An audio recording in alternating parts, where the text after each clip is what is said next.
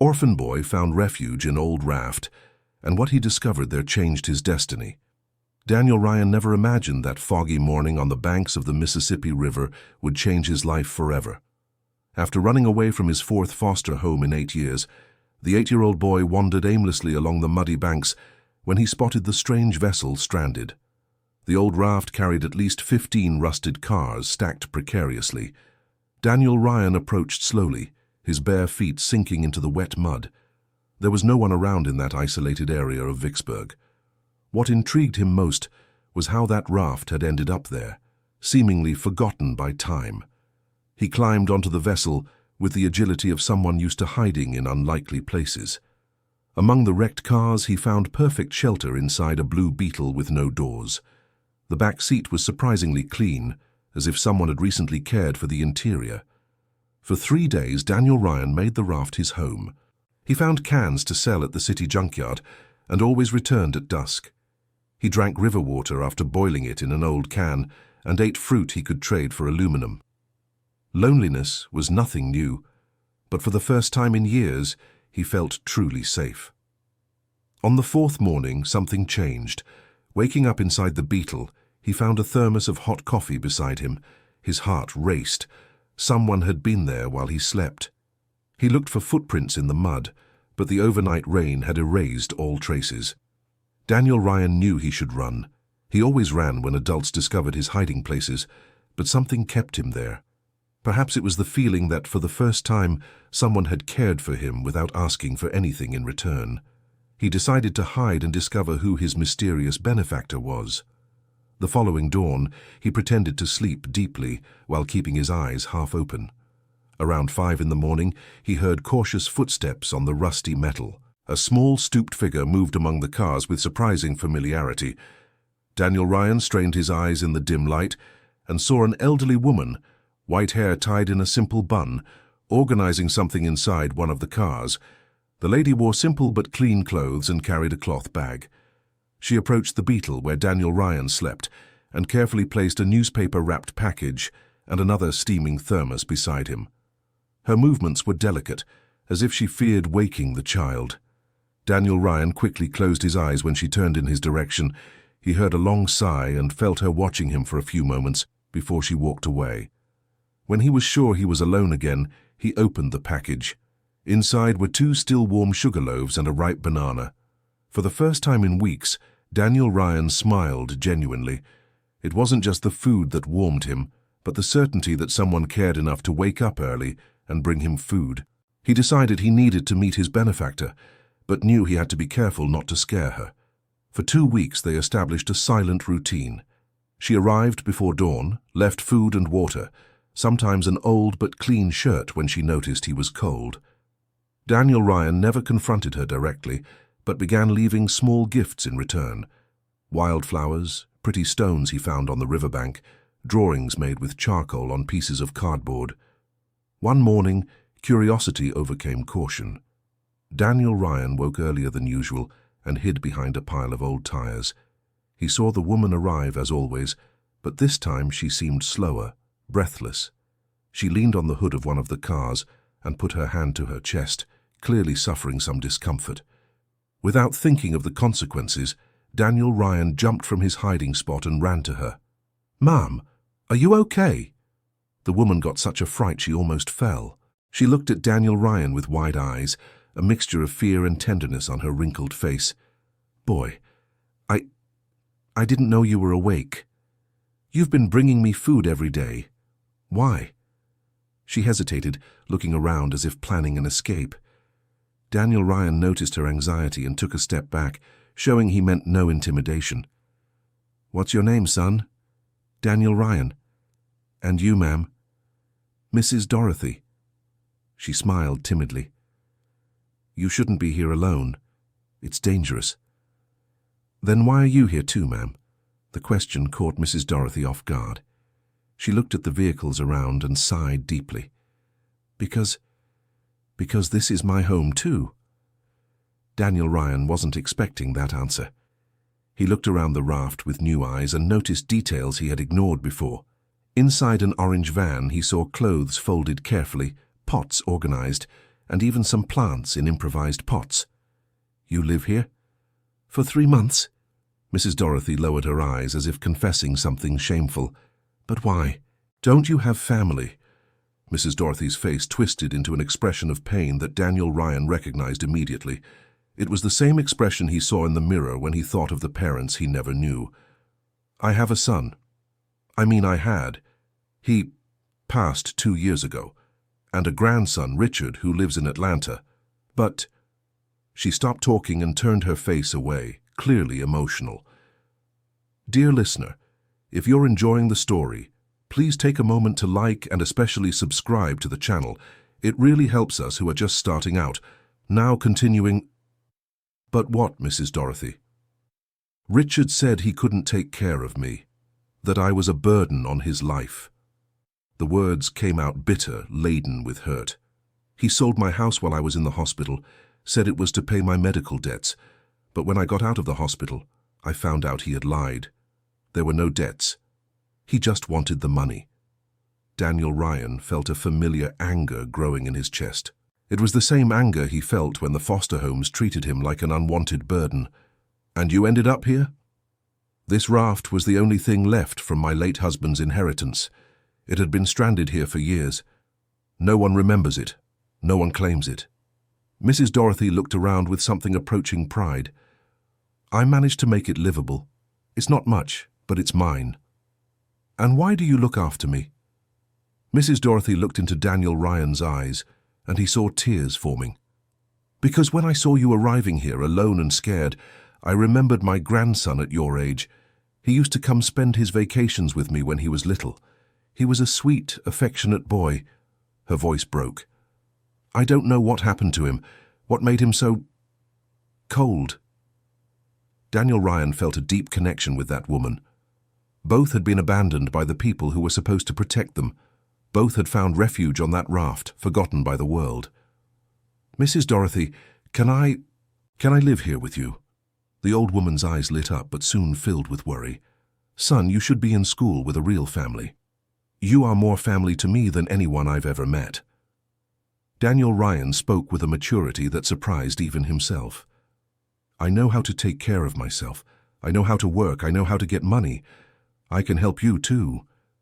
Mrs. Dorothy observed the boy before her. She saw determination in his eyes, but also a deep need that echoed her own loneliness. How did you get here, Daniel Ryan? Where are your parents? I never knew my parents.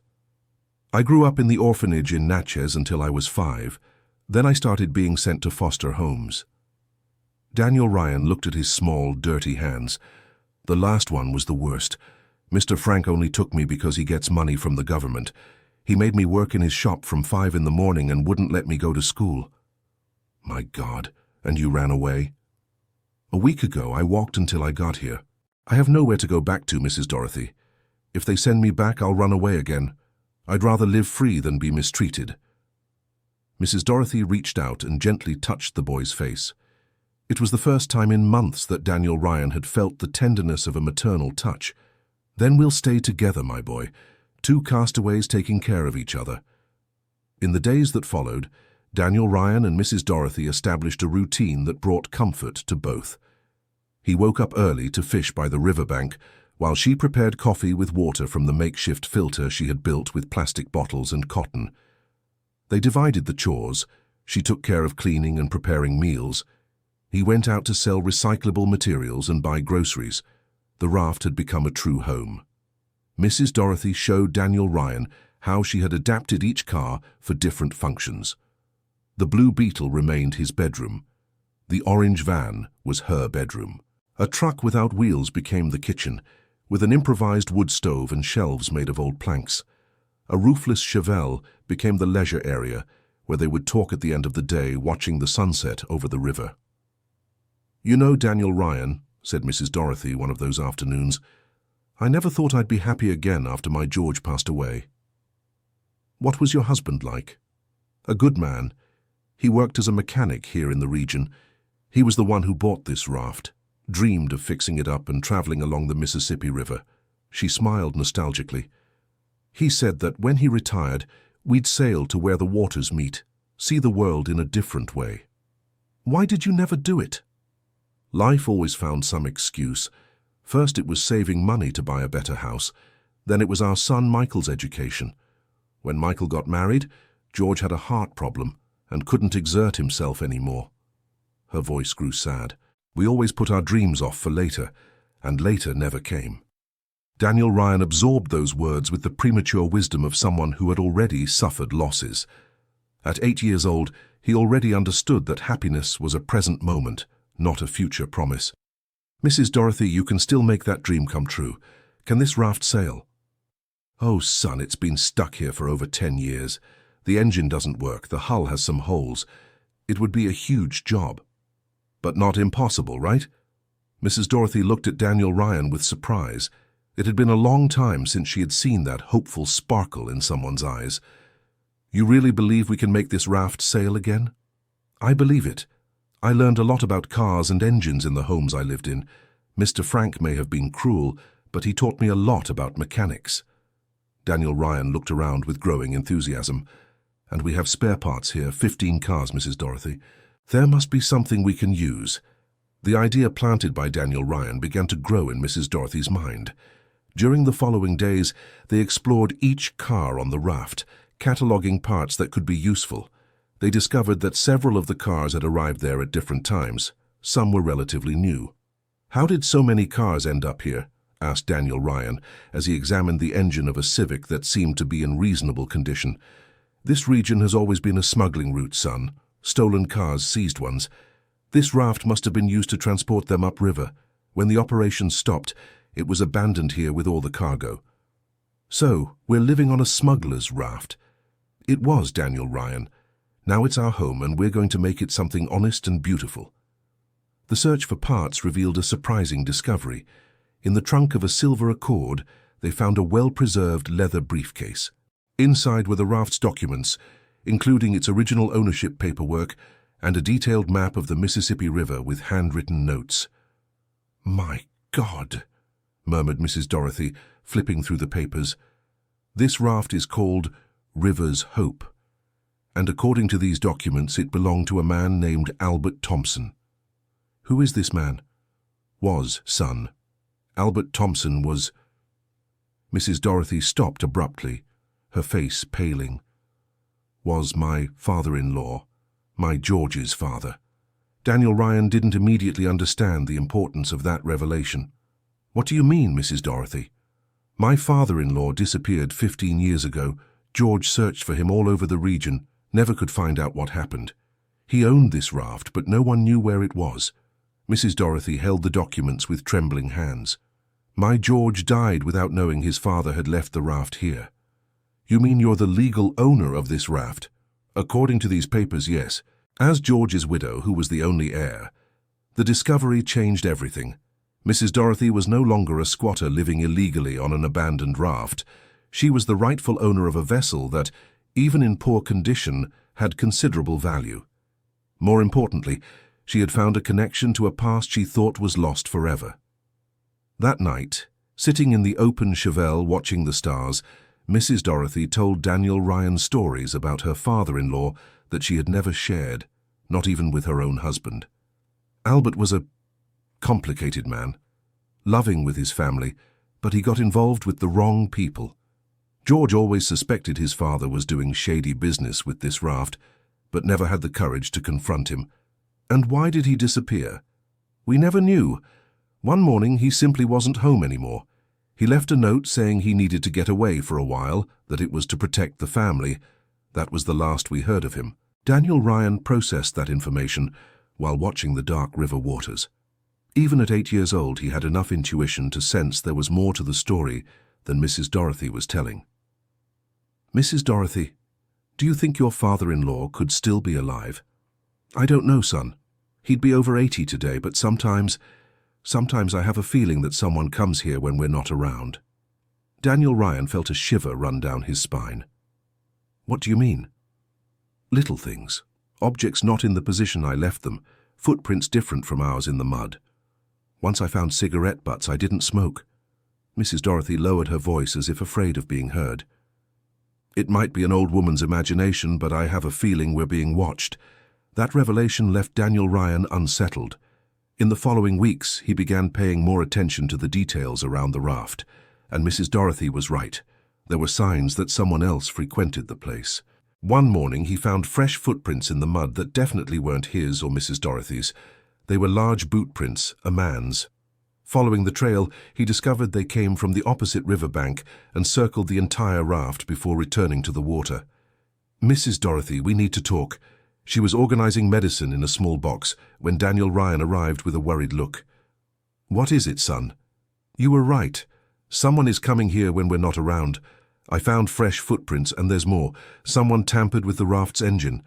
Parts that were in one position yesterday are in another today." Mrs. Dorothy paled. "Are you sure?" "Absolutely. And there's one more thing." Daniel Ryan hesitated before continuing. "Yesterday, when I went to sell aluminum in town, the junkyard owner asked me if I knew the old lady who lives on the car raft. Someone's been talking about us." The fear they both tried to ignore finally materialized. They weren't as isolated as they thought.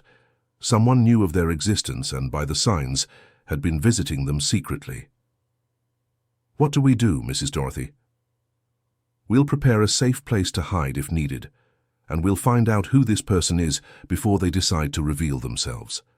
They spent the rest of the day preparing hiding spots among the cars and planning escape routes in case they needed to abandon the raft quickly. Daniel Ryan, with his experience in hiding, suggested several strategies. "If it's a bad person, we escape by the river. I can swim well. I can help you. If it's someone who knows you, maybe it's better to face them. How will we know the difference? We'll stay hidden and observe. If the person comes here and messes with our things or tries to look for us in a strange way, they're dangerous. If they come and simply look around with care, maybe there's someone trustworthy." Daniel Ryan's practical wisdom constantly impressed Mrs. Dorothy.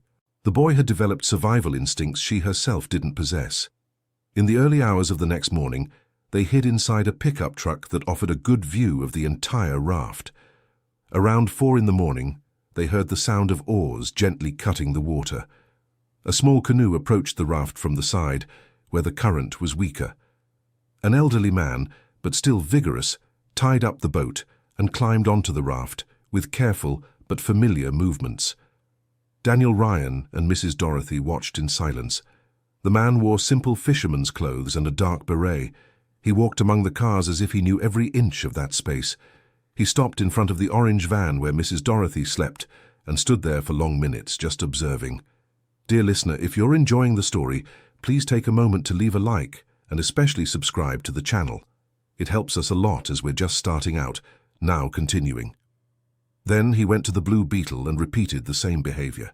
He didn't touch anything, didn't rummage through objects.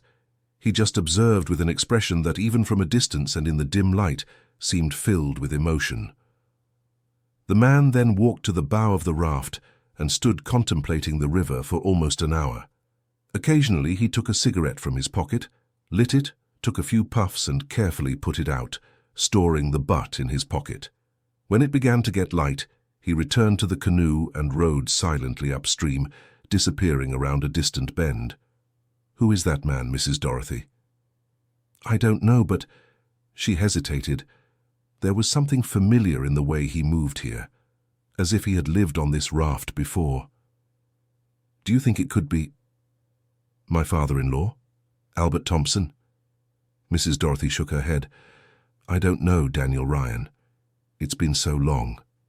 He would be very old, very changed. But is it possible?" "It's possible." The discovery that their mysterious visitor didn't seem to pose a threat brought relief, but also intensified their curiosity. In the following days, they noticed more signs of his presence. Small repairs appeared done on the raft overnight. A loose board found nailed down in the morning, a hole in the hull that appeared sealed with tar.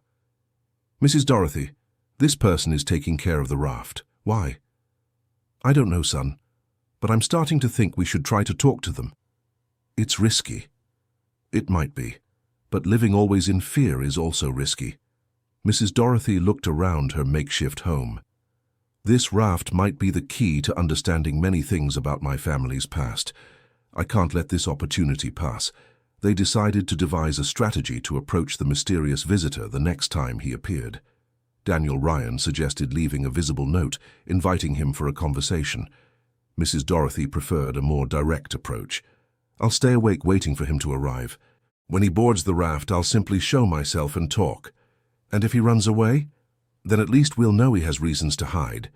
If he stays and talks, we'll know we can trust him. The following night, Mrs. Dorothy positioned herself discreetly, but visibly near the makeshift kitchen, pretending to fuss with pots. Daniel Ryan hid in a spot where he could intervene if something went wrong. The man arrived at the usual time. When he stepped onto the raft, Mrs. Dorothy lit a kerosene lantern, softly illuminating the area where she stood.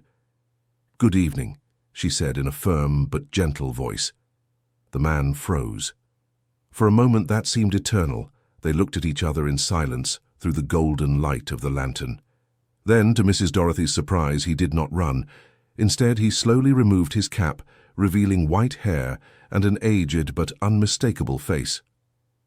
"Good evening, Dorothy. You've grown into a beautiful woman." The voice was hoarse from time and tobacco, but laden with emotion. "Just like your mother when she was young." Mrs. Dorothy brought her hand to her mouth, stifling a gasp of surprise. "Albert Thompson?" "The same, my child. Older, more tired, but the same." Daniel Ryan watched the scene with fascination. Even without fully understanding the implications of the encounter, he sensed he was witnessing something extraordinary. Mrs. Dorothy approached slowly, as if fearing the man was a mirage about to disappear. "But how? Why? Where have you been all these years?" Albert looked around the raft, seeing the adaptations she had made, the signs that someone was living there. "This has always been my home, Dorothy. Even when I couldn't admit it to George or to anyone else." He sighed deeply. "I've been coming here almost every night for the past 15 years. George looked for you everywhere. He died not knowing." "I know. I watched the funeral from afar." Albert's eyes filled with tears. "I almost came forward that day, but I couldn't. It was too dangerous." "Dangerous how? What were you running from?" Albert looked at the river, as if the dark waters held secrets he struggled to keep buried. "From people who wanted to use me to do bad things. From people who threatened to hurt George and you if I didn't cooperate." His voice trembled. "The only way to protect my family was to disappear." Daniel Ryan, realizing the conversation was becoming too intimate for an audience, prepared to discreetly leave his hiding place. But Albert, with the sharp perception of someone who had lived years in hiding, noticed his presence. "Who else is there?" Mrs. Dorothy looked toward where Daniel Ryan was hiding. "You can come out, son. It's safe." Daniel Ryan emerged slowly, prepared to run if necessary. Albert observed the boy with curiosity and something approaching recognition. "And who is this young man?" "Daniel Ryan. He is—" Mrs. Dorothy hesitated, not knowing exactly how to define the relationship they had developed. "He is my family now." Albert looked between the woman and the boy, understanding more than the words expressed. "Are you two living here?" "For almost 2 months now. We both had nowhere else to go. We found each other here and decided to stay together. Like 2 castaways on a desert island." Albert smiled for the first time, and Daniel Ryan saw it was a kind smile. "You've taken better care of this raft in 2 months than I have in 15 years. It was you taking care of it, right? The repairs that appear in the early morning? I couldn't let it deteriorate completely. This raft," he looked around affectionately, "is all that's left of my youthful dreams." Daniel Ryan, who had remained silent until then, finally asked the question that had intrigued him since the beginning of the meeting. "Why didn't you go back home when the dangerous people were gone?" Albert looked at the boy with surprise. The simple and direct question caught him off guard. Because I didn't know if they were really gone, and because I was ashamed of having abandoned my family. But if you explained—" "Some things are hard to explain, son. Sometimes we make choices that seem right at the time, but later we realize we hurt the people we loved." Daniel Ryan understood perfectly. His life had been a series of adults making choices they believed were right, but which left him hurt and abandoned. "Albert," Mrs. Dorothy gently interrupted, "you can stay here with us. You don't have to live in hiding anymore." The elderly man looked at her with gratitude but shook his head. "I don't know if that's a good idea, my dear. It could still be dangerous for you." "What kind of danger? After 15 years? Albert hesitated for a long time before answering. "The people I worked for. They weren't the type to forget. They used this raft to transport things they shouldn't have. When I refused to continue, they threatened me and threatened my family." "What kind of things?" "Stolen cars mostly, but also other goods. This region has always been a route for that kind of business." Albert pointed to the cars stacked on the raft. "All these cars were stolen at some point. They were brought here, the paperwork was altered, and then they were sold in other cities." Daniel Ryan looked around with new eyes. Every car he had used for shelter, every part he had examined, had a story of crime behind it. "So we're living in evidence?" "More or less. The operation ended over 10 years ago. Most of the people involved died or were arrested. But some of the leaders are still out there, and if they find out I've come back—" Albert left the sentence hanging. "How would they find out?" asked Mrs. Dorothy. "You've been here for 15 years, and they never came after you." "Because no one knew I was here. But the two of you living here going back and forth to town, someone might start asking questions." The reality of the situation began to weigh on Daniel Ryan and Mrs. Dorothy. The refuge they had found could turn into a danger for all three of them. "What do we do then?" asked Daniel Ryan. "You should leave. Find a safe place to live." Albert looked at them with genuine concern. "I can help with some money. I have some savings put away." "And you?" "I'll stay here. It's my place, my responsibility." Mrs. Dorothy shook her head vigorously. "No, we're not going to abandon you after finding you, and this raft is rightfully mine. I'm your son's widow. I'm your daughter-in-law. If there's any danger, we face it together." "Dorothy, you don't understand." "Yes, I do. I understand that you spent 15 years punishing yourself for a difficult choice. I understand that George died missing his father, and I understand that now we have a chance to be a real family." Daniel Ryan watched the discussion with growing interest. For the first time in his life, he saw adults arguing to protect each other, not to get rid of responsibilities. "Mrs. Dorothy is right," he finally said. "We don't abandon family." Albert looked at the boy with surprise. "Family? Mrs. Dorothy takes care of me, I take care of her. You take care of this raft which belongs to the family. That makes us a family, doesn't it?" The simplicity of Daniel Ryan's logic touched Albert deeply. After years of loneliness and guilt, the idea of belonging to a family again was almost irresistible. "And if you get hurt because of me?" "And if you get hurt from being alone," retorted Daniel Ryan. "Problems we solve together." That early morning, under the soft light of a kerosene lantern, 3 generations of people bruised by life decided to form an improvised family on a raft forgotten on the Mississippi River. Albert finally agreed to stay, but on the condition that they remain vigilant. He knew signs of danger that the other two wouldn't recognize. He could also teach Daniel Ryan everything about navigation and boat mechanics, fulfilling the long-delayed dream of restoring the raft. "If we're going to stay together, we're going to do it right," declared Albert. "This raft can sail again, we can travel the river, find places where no one will find us." "Is that really possible?" asked Daniel Ryan, his eyes shining with excitement. "With a lot of work and a little luck, yes. Your George dreamed of this, and I'm going to fulfill the dream I couldn't fulfill with him." In the days that followed, the dynamic on the raft changed completely. Albert brought tools he had kept for years and began teaching Daniel Ryan the secrets of boat mechanics. Mrs. Dorothy organized the living spaces better, creating a true floating home. Each person's personality began to reveal itself more deeply in their daily life together. Albert was a man of few words but extremely skilled with his hands. He had spent his years of exile developing fishing and hunting techniques that ensured his survival. Mrs. Dorothy revealed impressive culinary talents, turning simple ingredients into tasty meals.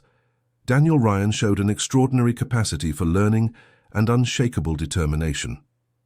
"You know, Daniel Ryan," said Albert one afternoon as they worked on the raft's main engine, "you remind me a lot of George at your age." "What was he like?" "Curious, brave, always wanting to understand how things worked." Albert smiled nostalgically.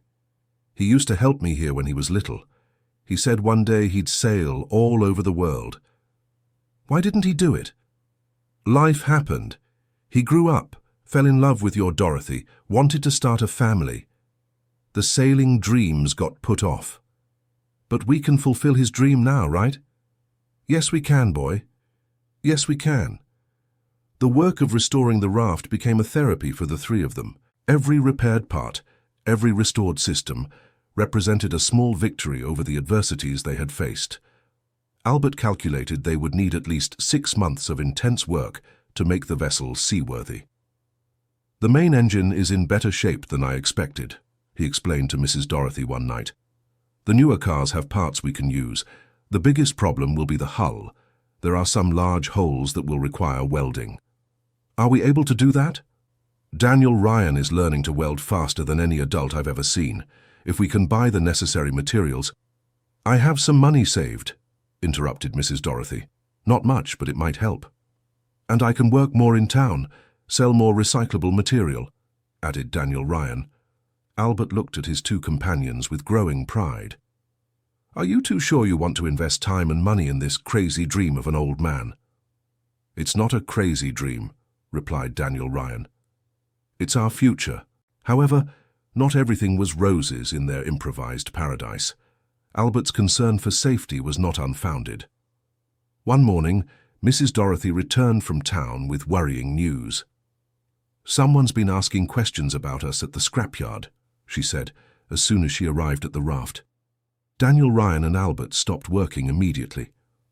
"What kind of questions?" Albert wanted to know. "The scrapyard owner said a man showed up there yesterday asking about the family living on the car raft. I wanted to know how long we had been there if we were from this area." Albert's face hardened. "What did this man look like?" "According to Mr. Mario, about 40 years old, well-dressed, driving a black pickup truck. He wasn't from around here." "That's not good." Albert began to pace back and forth, clearly agitated. "After 15 years, someone is looking for me." "It could be a coincidence," Daniel Ryan tried to reassure him. "There's no coincidence in this kind of situation, boy." Albert looked around the raft as if calculating escape routes. "We need to prepare for the worst." "What worst?" "They could come here. And if they come, it won't be to talk." The fear they had managed to keep at bay came back with full force. Mrs. Dorothy realized they might have underestimated the dangers of Albert's past. "What do we do?" "First, you two leave here today." Albert's voice was firm, brooking no argument. "Go to the house of someone you know in town. Stay there a few days until I find out who's looking." "We're not abandoning you," protested Mrs. Dorothy. "It's not abandonment, it's precaution. If something happens to me, at least you'll be safe." Daniel Ryan, who had been quiet processing the situation, finally spoke. "What if we all ran away together? On the raft?" "The raft isn't ready to sail, Daniel Ryan. The engine still doesn't work right. The hull isn't fully sealed." "But you said it could float. Even without an engine, it could go downriver with the current." Albert considered the boy's suggestion. It was risky, but perhaps less risky than waiting for an unwanted visit. "It would be dangerous navigation. Without an engine, we depend completely on the current. And if something goes wrong in the middle of the river, it's better than waiting here like sitting ducks," insisted Daniel Ryan. Mrs. Dorothy looked between the two men of her makeshift family and made a decision. "Let's try. If it goes wrong, at least we'll be together." The rest of the day was dedicated to feverish preparations for a departure that might be the last resort. Albert checked all the basic flotation conditions of the raft, while Daniel Ryan and Mrs. Dorothy organized supplies and essential belongings. "The nearest destination by water is Greenville," Albert explained, studying his old maps. "It's about 200 kilometers downriver. If all goes well, we'll get there in 2 days. And if it doesn't go well, let's not think about that now." As the day went on, the tension grew. Every strange noise, every movement on the riverbank made them jump. Albert kept binoculars fixed on the river bend from which boats came. Around 3 in the afternoon, the vigilance proved necessary. "Boat approaching," Albert announced in a tense voice. Daniel Ryan and Mrs. Dorothy ran to look. A white speedboat with 3 men aboard was coming upriver at a moderate speed, clearly looking for something. "Is it them?" "Could be. Let's hide among the cars and observe." The 3 positioned themselves to see the speedboat without being seen. As it approached, it became clear the occupants were carefully examining the banks, and especially the raft. The speedboat slowed down when it got near the raft, but didn't stop. The men talked among themselves, pointing at the vessel, then continued upriver a few more kilometers before turning back. "They're scouting," murmured Albert. "They'll come back later, probably at night when they think we're sleeping. Then we have few hours to get out of here," concluded Mrs. Dorothy. "Exactly." The rest of the afternoon was a race against time. Albert quickly tested the raft's essential systems, while Daniel Ryan and Mrs. Dorothy finalized organizing the supplies. At sunset, they were ready for the riskiest attempt of their lives. "Are you sure about this?" Albert asked one last time. "Absolutely," they replied in unison. With his heart pounding, Albert cut the ropes that kept the raft tied to the riverbank. The current of the Mississippi River grabbed them immediately, carrying them away from the only home Daniel Ryan and Mrs. Dorothy had known for the past few months. As they drifted from the shore, the 3 felt a mix of fear and freedom. They were fleeing danger, but also embarking on the adventure they had dreamed of for months. "Destination, a new life," said Daniel Ryan, looking back one last time. "Destination, a new life," repeated Albert and Mrs. Dorothy. The raft River's Hope was finally sailing again, carrying 3 dreamers in search of a better future. Dear listener, if you're enjoying the story, please take a moment to like and especially subscribe to the channel. It helps us a lot as we're just starting out. Now, continuing. The first night sailing was a mixture of wonder and terror. Albert had calculated the route based on his memories from decades ago, but the river had changed in many stretches. Sandbars he remembered no longer existed, and new obstacles had appeared. "The current is stronger than usual," he observed, while maneuvering the raft with a long pole. This year's rains must have increased the water volume. Daniel Ryan, fascinated by the experience of sailing, asked 1,000 questions about every aspect of the journey. "How do you know where we're going in the dark?" "By the stars, by the direction of the current, by the sound of the water hitting the banks." Albert pointed to the night sky. "My father taught me to navigate like this when I was younger than you." "Did your father also have a raft?" "He had a fishing canoe. We would spend weeks sailing down the river, selling fish from town to town." Albert's eyes shone with the memories. "They were the happiest moments of my childhood." Mrs. Dorothy, who was initially anxious about night navigation, began to be enchanted by the experience. The gentle movement of the raft, the sound of the water, the stars reflected on the river's surface created an almost magical atmosphere. "I never thought I'd live an adventure like this at 65, she commented.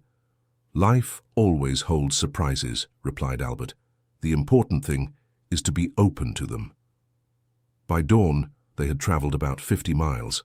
The landscape had subtly changed, with greener and more mountainous banks. Albert managed to guide the raft to a protected cove where they could rest and assess their situation. "We've gotten further than I expected for the first night," he said with satisfaction. "If we keep this pace, we'll reach Greenville tomorrow afternoon." "And then?" asked Daniel Ryan. "Then we decide whether we stay there or continue down the river. There are many towns along the Mississippi where we can start life anew." The idea of freely choosing where to live was new and exciting for Daniel Ryan. His entire life had been decided by other people.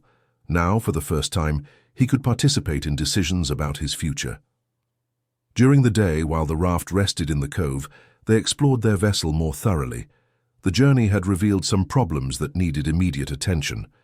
One of the hull's ceiling points was slowly leaking, and some of the deck planks were coming loose. "Nothing we can't fix with what we have here," said Albert, examining the damage. "Daniel Ryan, help me remove some metal plates from these cars. We'll make a temporary repair." Working together under the hot morning sun, they fixed the most urgent problems. Daniel Ryan discovered he had a real talent for improvisation, and mechanical ingenuity. "You should consider being an engineer when you grow up," suggested Mrs. Dorothy, watching the boy work. "Can I really choose what I want to be?" The simple question touched both adults deeply. Daniel Ryan had never had the opportunity to think in terms of personal choices and future dreams. "Of course you can, my boy," replied Albert. "Now you have a family that will support any dream you choose. Even if I want to be a ship captain?" "Especially if you want to be a ship captain." Albert smiled. "In fact, considering you've been navigating since you were 8, you already have a good head start." The second day of navigation passed more smoothly. Albert had remembered the route better, and the weather was favorable. They passed several riverside communities, waving to fishermen and children playing on the bank. "People seem happier here," observed Daniel Ryan. "Life on the river has a different rhythm," explained Albert. "People depend more on each other. They help each other more." Around 2 in the afternoon, they spotted the first buildings of Greenville on the horizon. The small town spread across both banks of the river, with bridges connecting the sides and a small but busy port. "We've arrived," announced Albert with pride. "Our first trip was a success." Maneuvering the raft to dock at the port required all of Albert's skill and the help of some local fishermen. The arrival of a raft loaded with old cars caused considerable curiosity among the residents. "Where did you come from with that vessel?" asked one of the fishermen who helped them tie up. "From upriver. We're looking for a place to live and work," replied Mrs. Dorothy. "Welcome to Greenville, then. There's always room for hard-working people here." The first contact with the local community was encouraging. Within a few hours, they had gotten information about house rentals, job opportunities, and schools for Daniel Ryan. "There's a little school here that accepts children any time of year," informed Mrs. Martha, a kind lady who offered to show them the town. "Teacher Patricia is very good. She'll like your boy." "And for work?" Albert wanted to know. "There's a mechanic's shop that always needs help, and if you know how to fish, you can always make something by selling fish." While exploring the possibilities in Greenville, Daniel Ryan was fascinated by the atmosphere of the riverside town. It was very different from everything he had known before. People were more open, more willing to help strangers. "Can we stay here, Mrs. Dorothy?" he asked as they walked through the main square. "What do you think, Albert?" "Seems like a good place to start over. Far enough from our past, small enough for us to build a new reputation." That night they slept on the raft docked at the port, but already making plans to rent a simple house in town. For the first time in months, they felt truly safe. "You know what impresses me the most?" said Daniel Ryan, looking at the city lights reflected in the water. "What?" "Nobody here cares where we came from or why we arrived. They only care about who we are now." It was a profound observation for an 8-year-old boy, but it perfectly summarized what all three were feeling. Greenville represented a chance for a true, fresh start, free from the weight of past mistakes and suffering. In the weeks that followed, they settled into the new town with surprising ease. They rented a simple 2-bedroom house 2 blocks from the river. Albert got work at the local mechanic's shop, where his skills were immediately recognized. Mrs. Dorothy started selling homemade sweets in the square, quickly building a loyal clientele. Daniel Ryan was enrolled in school and, to Teacher Patricia's surprise, demonstrated academic abilities well above average for his age. "This boy has a bright future ahead of him," she commented to Mrs. Dorothy after a few weeks of classes. "He learns everything very quickly and has an impressive curiosity. He went through many hardships, teacher. I think he values the opportunity to learn." "That is noticeable. He is the most dedicated student I have ever had." The adaptation to life in Greenville revealed talents and characteristics in each of them that had not been explored on the raft. Albert discovered he had a knack for teaching mechanics and began giving private lessons to interested young people. Mrs. Dorothy proved to be an excellent cook and soon received offers to supply sweets for parties and events. Daniel Ryan, besides excelling at school, demonstrated natural leadership among the neighborhood children. He organized games, resolved conflicts, and always found creative ways to entertain his peers. "He'll go far in life," commented Mr. Harold, owner of the workshop where Albert worked. "I've never seen a child with so much determination and intelligence." However, not everything was perfect in their new life. Daniel Ryan occasionally had nightmares about his time in the foster homes. Mrs. Dorothy sometimes grew melancholy, remembering the son she had lost. Albert carried the guilt of having abandoned his family, even if for noble reasons. One night, during one of these more difficult moments, the three talked openly about their fears and sadness. "Sometimes I wonder if I did the right thing by running away from the foster homes," confessed Daniel Ryan. "What if I could have found a good family if I had waited longer?" "Daniel Ryan," said Mrs. Dorothy, holding his small hands, "you didn't run away from an opportunity. You followed your survival instinct and found your true family." "But what if social services discovers where I am? Will they take me back?" "They won't," Albert replied firmly. "We will make sure that doesn't happen. And if they try, we will fight for our rights." The emotional security Daniel Ryan found in that promise was visible. For the first time, he had adults willing to fight for him, not to get rid of him. "And you?" he asked. "What are you afraid of?" Mrs. Dorothy and Albert exchanged glances, recognizing that the boy deserved honesty. "I'm afraid I won't be able to be the grandmother you deserve," admitted Mrs. Dorothy. "I'm afraid of being too old, of not understanding the things that are important to you." "And I'm afraid that my past might still harm both of you," said Albert. "I'm afraid I won't be able to protect my new family like I couldn't protect the previous one." Daniel Ryan processed these revelations with the seriousness of someone much older. "You know what I think? I think we have to stop being afraid of what could go wrong and start building what could go right." This conversation marked a turning point in the family dynamic. They decided to be more open about their worries and work together to solve any problems that arose. Months passed without unsettling news from the past. Life in Greenville continued peacefully and productively. Albert had become a respected figure at the auto repair shop. Mrs. Dorothy was known to everyone as the sweet lady. And Daniel Ryan stood out as one of the best students in school. It was during one of these quiet afternoons that they received an unexpected visit that would change everything again. Daniel Ryan was playing in the backyard when he saw an unknown man talking to some neighbors and pointing toward their house.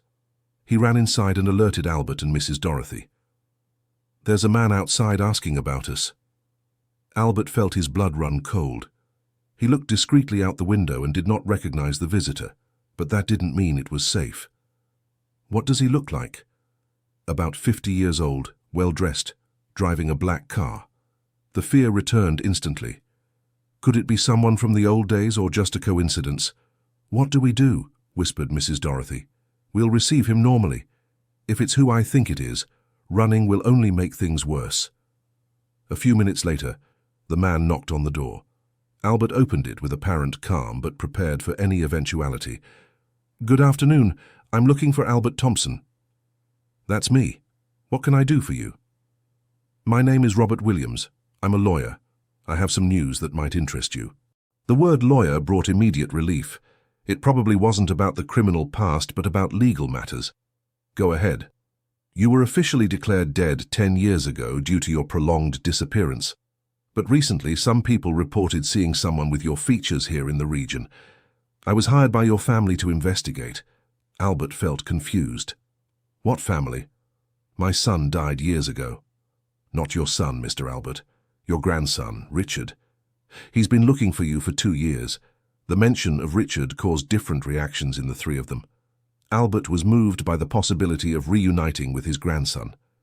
Mrs. Dorothy grew tense, remembering how Richard had treated her. Daniel Ryan worried about the implications for his new family. "Richard is looking for me." "Why?" "He'd better explain it himself. I can arrange a meeting if you're interested." "Where is he?" "In Atlanta, but he can come here if you prefer." Albert looked at Mrs. Dorothy and Daniel Ryan, sensing their anxiety. "I need to talk with my family before deciding anything." "Your family?" The lawyer seemed surprised. "Yes, my daughter-in-law Dorothy and my—" "Daniel Ryan." Robert looked around the simple house, clearly confused about the situation he had found. "Well, when you decide, you can contact me at this number."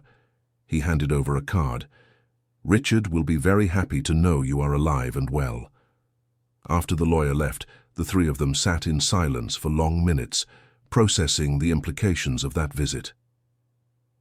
What do you think? Albert finally asked. I'm afraid, admitted Mrs. Dorothy. Richard treated me very badly.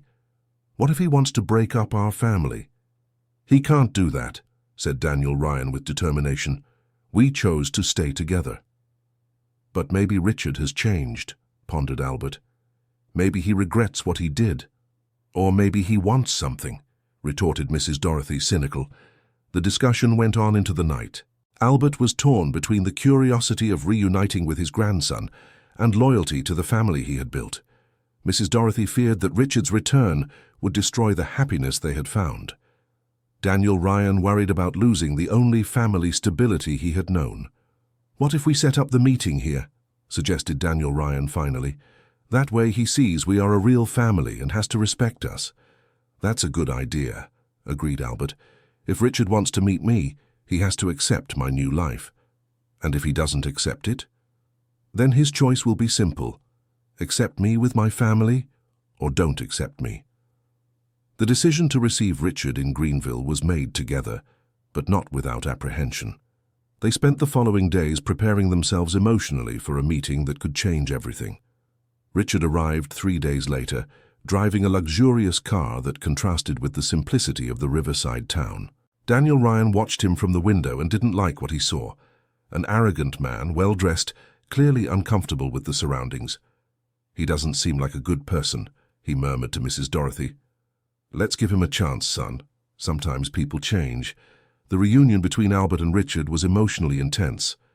The grandson, now a 40-year-old man, embraced his grandfather with tears in his eyes. Grandpa, I thought I'd never see you again. I looked everywhere. Why were you looking for me, Richard? Asked Albert, maintaining some reserve.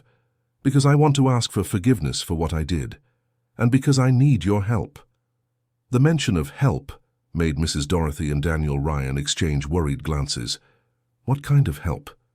Richard hesitated, looking around the simple house and clearly judging his grandfather's living conditions.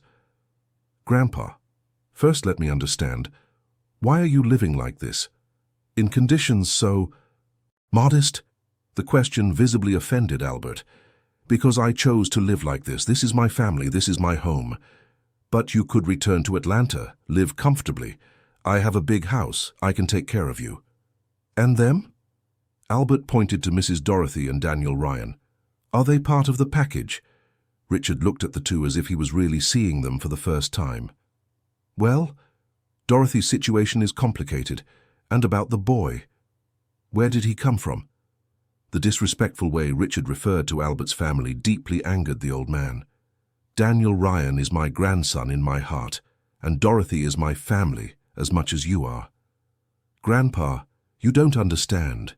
I came here because I have serious financial problems. I made bad investments, lost almost everything.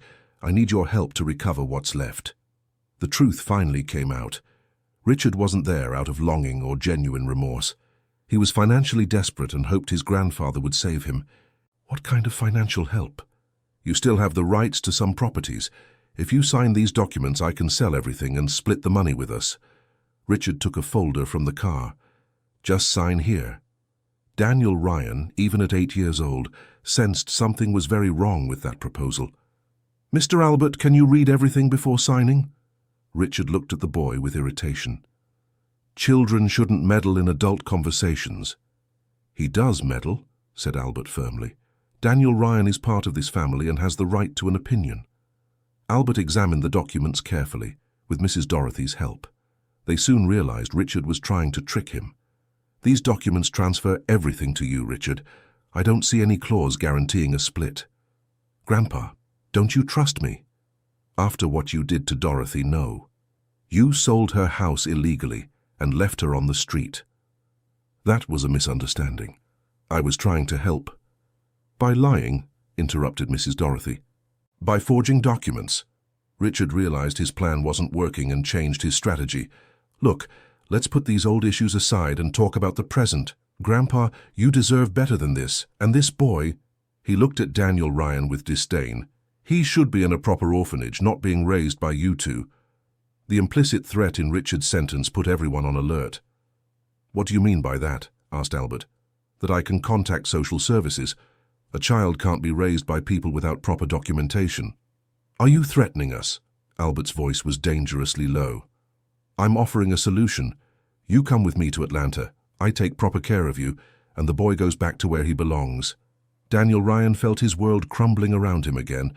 Once more an adult was trying to separate him from the people he loved. I won't let you destroy this family, said Albert, standing up. You have 5 minutes to leave my house. Grandpa, you're making a mistake. Without me, you have no legal protection. We have something better than legal protection. We have true love.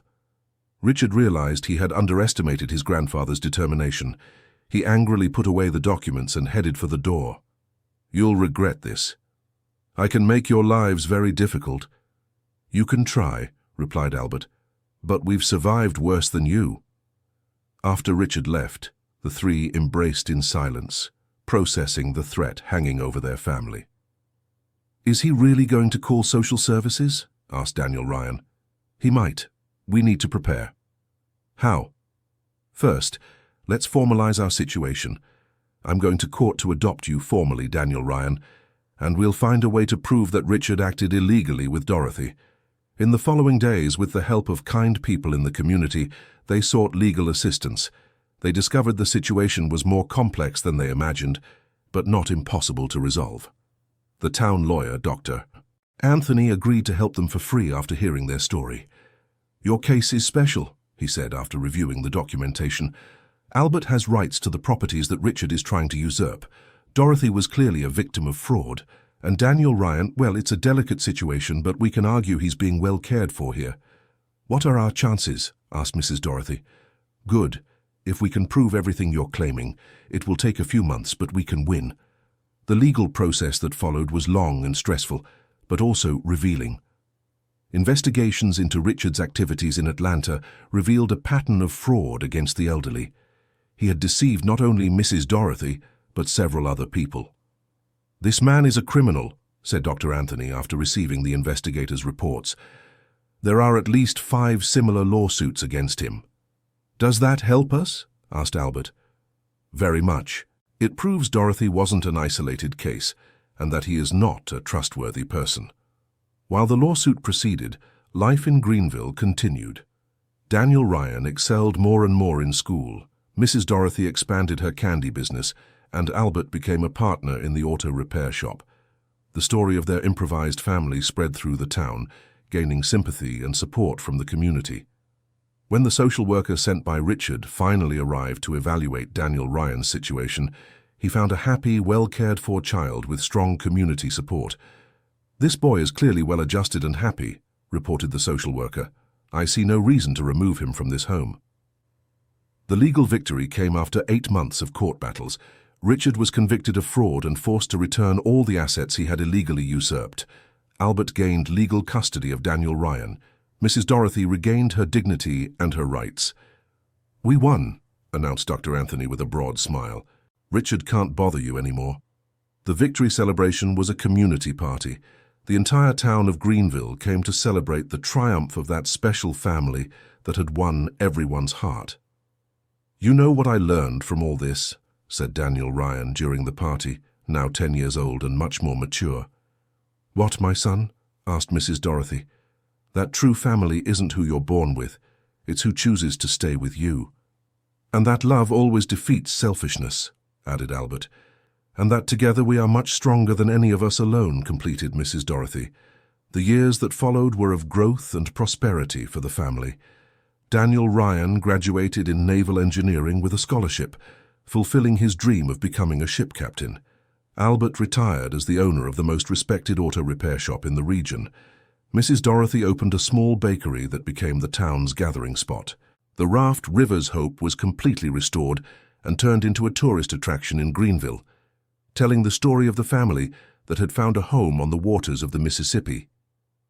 On a Sunday afternoon, the three were sitting on the deck of the restored raft, watching the river's movement. Remember when we arrived here fleeing from fear, said Mrs. Dorothy, now 75 years old. And today we are one of the most respected families in town, replied Albert, at 85, still sharp and active. All because an orphan boy found an old raft and decided it could be a home, said Daniel Ryan, now a 28-year-old man, married and expecting his first child. And because a lonely grandmother and a regretful grandfather decided it's never too late to start over, Mrs. Dorothy added. The sun was setting over the Mississippi River, painting the sky gold. On the shore, children played while their parents chatted calmly. Life continued its peaceful rhythm in Greenville, but forever marked by the story of that family who proved that true love can turn any refuge into the happiest home in the world. Daniel Ryan looked at the woman who had become his grandmother and the man who had become his grandfather and felt a deep gratitude for the fate that had led him to them. From that forgotten raft, a family had been born that no adversity had managed to destroy. "Do you know what I'm going to teach my son when he's born?" he said. "What?" the two asked in unison. "That sometimes the best treasures are hidden in the most unlikely places, and that a real family is like a good ship. It can face any storm if everyone rows in the same direction." The three laughed and hugged, watching the stars beginning to appear in the sky. The raft swayed, gently anchored in the port, and the Mississippi River continued its eternal course, carrying and bringing stories, dreams, and hopes. However, the family's story did not end on that golden afternoon. Life still held more challenges and joys for the three, and each new chapter would further strengthen the bonds they had chosen to build. 2 years after that celebration, Daniel Ryan received a letter that would again change the course of their lives. It was from a social worker in Natchez, the city where he had been born. "Mrs. Dorothy, Mr. Albert, you need to see this." Daniel Ryan held the letter with trembling hands. "What is it, my son?" Mrs. Dorothy left the sweets she was preparing and approached. "They found information about my biological family." The silence that followed was filled with conflicting emotions. For years, Daniel Ryan had wondered about his origins, but had learned to live without those answers. Now at 30, with a solid family and a life built, the information arrived when he least expected it. "What does the letter say?" asked Albert, sensing the tension in the young man. "That they found my older sister. She has been looking for me for 10 years. The revelation fell like a bomb in the family environment. Daniel Ryan had a sister he didn't even know existed. "How did she manage to locate you?" "Through the adoption records. It seems that when I turned 18, my name entered a list of people who could be searched for by biological relatives, but I never knew because you didn't have a fixed address," Mrs. Dorothy completed, understanding the situation. "Exactly, and now she wants to meet me." The news brought mixed feelings for the whole family. On one hand, they were happy about the possibility of Daniel Ryan knowing his origins. On the other, they feared it might shake the family structure they had built with so much effort. "What is your sister's name?" asked Albert. "Jennifer Parker. She is 42, a teacher, lives in Mobile." Daniel Ryan looked at the letter as if it contained secrets of the universe. "She says she has been looking for me since she discovered I existed." "And do you want to meet her?" Daniel Ryan looked at his adoptive parents, seeing on their faces the same fear he felt, the fear that this reunion could change everything between them. "I want to, but I'm afraid." "Afraid of what, son?" "Of discovering things about my past that will make me question who I've become, of you thinking I'll abandon you for a biological family." His voice trembled. "Of her not liking who I am now." Mrs. Dorothy approached and held her son's hands affectionately. "Daniel Ryan, you're already a grown man. Nothing you discover about your past will change the love we have for you. And if this sister is a good person, she'll only increase our family. And if she isn't, then you decide what to do. But at least you'll have tried to discover your origins." Albert joined the family hug. "We can't always live in fear of what could go wrong, remember?" The decision to find Jennifer was made as a family, like all important decisions. They scheduled the meeting for a weekend in Mobile, with all three traveling together. The trip to Mobile was tense. Daniel Ryan alternated between excitement and anxiety, while Mrs. Dorothy and Albert tried to keep the atmosphere calm, but they were also nervous. "What if she tries to convince me to go live with her?" asked Daniel Ryan as they were arriving in the city. "Then you'll explain that you already have a family you love very much, and that you're only interested in getting to know her, not in changing your life," replied Mrs. Dorothy firmly. Jennifer had suggested they meet in a public park, a neutral environment where everyone would feel more comfortable. When they arrived at the location, they saw a brunette woman of average height walking nervously near an artificial lake. "That must be her," murmured Daniel Ryan. When Jennifer saw them approaching, her face lit up with a huge smile. She ran to them and hugged Daniel Ryan even before introductions. "My little brother, I can't believe I've finally found you." The hug was long and emotional. Daniel Ryan felt an immediate connection with Jennifer, something that went beyond the similar physical appearance they shared. "Jennifer, these are my parents, Mrs. Dorothy and Mr. Albert." Jennifer greeted them both with respect and affection, immediately showing gratitude for having taken care of her brother. "You don't know how grateful I am that you gave Daniel Ryan a family. I spent years worrying about what had happened to him."